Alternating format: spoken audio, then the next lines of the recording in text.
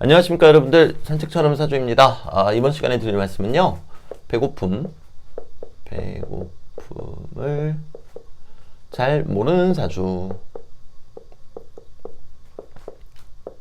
사주라고 해놓고 명식이라고 썼네요. 네.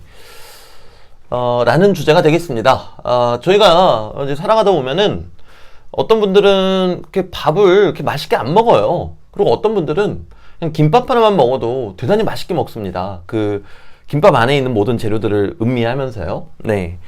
근데 이제 그런 부분도 명리적으로 설명이 가능하기 때문에 오늘은 좀 가벼운 주제로 이렇게 돌아왔습니다.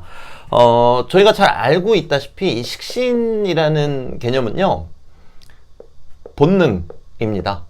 본능이기 때문에 이 본능에서 가장 중요한 부분을 차지하는 게 바로 식욕이 되겠죠. 네. 그래서 이 식신이 강하신 분들은 기본적으로 본능이 강하다. 그리고 이 식신이라는 거는 또 한편으로는 표현이 되죠, 표현.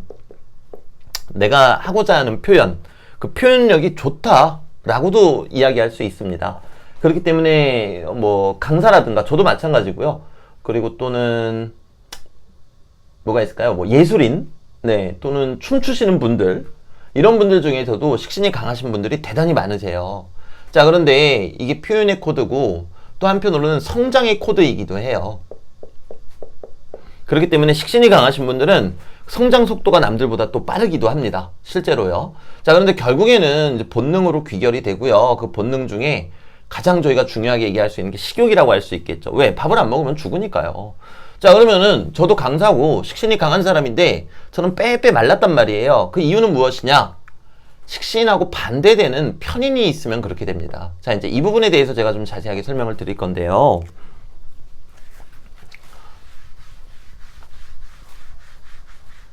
저 같은 경우는 물론 요즘은 그렇지는 않지만 과거 이제 학원 운영하고 학원 생활할 때는 영양실조 걸렸던 적이 좀 있어요. 그래서 어렸을 때도 저희 어머님하고 아버님 놀러 가셨을 때 제가 이제 놀이터에서 밖에 나가서 계속 뭐 아침부터 놀았고요. 그리고 이제 저녁 때니까 친구들은 다 집에 들어갔는데 저는 그때도 이제 개미들 잡아가지고 개미들하고 놀았어요. 그리고 영양실조라고 해야 될까요? 그때는 너무 어릴 때라 병명은 모르겠습니다. 너무 못 먹어가지고 쓰러진 적이 또 한 번 있었고요. 네. 그리고 뭐 그때 이후로는 뭐 군대 가서도 그런 적이 있고, 뭐 학원 생활하면서 그런 적도 있고, 네, 그런 적이 참 많았습니다. 그 이유는 배가 고프면 저도 먹죠. 근데 배가 안 고프니까, 네, 안 먹다가 이제 그렇게 된 거거든요. 그러면 이제 단순히 이 편의는요, 생각의 코드예요, 생각. 강한 생각의 코드고요. 그리고 내놓겠다라는 뜻도 됩니다.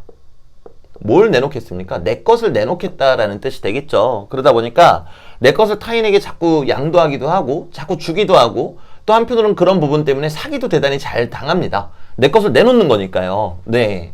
그리고 그 편인이 강하신 분들은 살아가시면서 남들을 이렇게 도울 만한 일들이 자꾸만 생기세요. 이게 이제 내놓겠다라는 의미가 되거든요.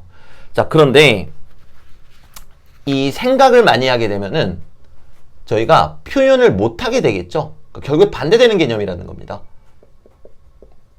표현하고는요. 근데 표현은 아까 식신이라 그랬죠. 자, 그러면 이 두 개를 이제 결합을 해볼게요. 단순히 편인만 많아도 그런 현상이 나타나지만 식사를 잘 안 하고 드시더라도 조금만 드시고, 근데 그거보다 더 강한 거는요, 식신하고 편인이 함께 있는 경우가 더 강하게 그런 현상이 드러납니다.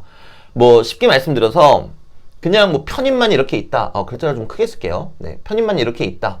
이 경우보다 네, 글자가 너무 조그맣네요. 식신 이렇게 있는데 편인이 그 주변에 이렇게 도사리고 있다. 그리고 편인의 힘이 조금 더 강하다. 그러면 오히려 이 본능의 코드를요, 이 편인이라는 이 생각이 강하게 제어해버리게 됩니다. 네. 자, 근데 편인만 이렇게 있는 경우에도 그런 현상은 일어나겠지만 이 경우보다는 되려 이렇게 서로 상반되는 친구들이 위아래로 마주보고 있거나 이걸 이제 동주한다 그래요. 동주. 네. 같은 기둥에 있다. 또는 이렇게 서로 마주하고 있을 때 그런 현상이 두드러지게 나타난다는 겁니다.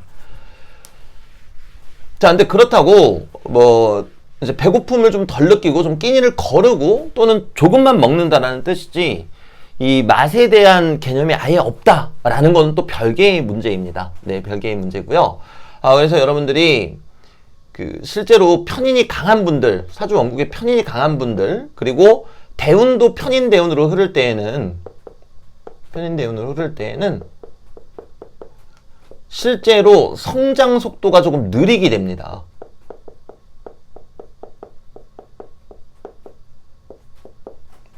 근데 반대로 식신이 강하신 분들, 근데 대운도 식신으로 흐른다.